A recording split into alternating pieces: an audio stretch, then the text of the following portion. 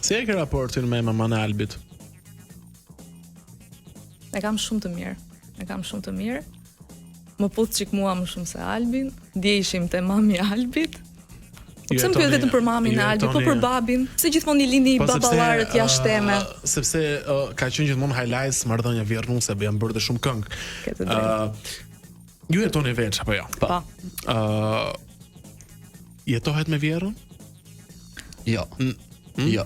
Ta them unë, s'ka nevojë ta thot Xhesi, nuk jetohet me vjerrën. As unë nuk do doja të jetoja me familjen e Xhesit, as Xhesi do donte të jetonte me familjen. Pse?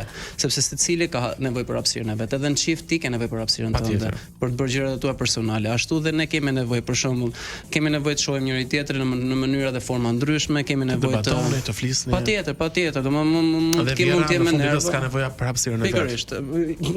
Vjerrat në një moshë më të madhe nuk kanë nevojë për hapësirën e vet, sepse thon un kam këto, por Jo, nuk po flas për hapësirën e vet intime, hapësirën e vet po të flasim me njerëzit e vet në video call. Patjetër. Për të bërë thashë edhe me të veta dhe unë jam pro kësaj. Njerëzit janë më të lumtur kur jetojnë. Gjithsesi është e diskutueshme, ëh. Për shembull mami im ka jetuar me vjerrën me gjyshen time.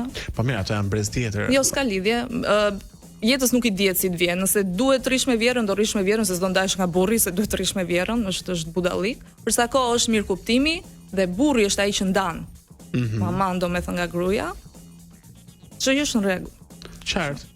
Prap unë jam me idenë që nuk jetohet me vjerrën. Sa do marrëdhënie të mirë të jetë marrëdhënie shumë ëmbël apo shumë e bukur, shumë produktive, nuk jetohet me vjerrën.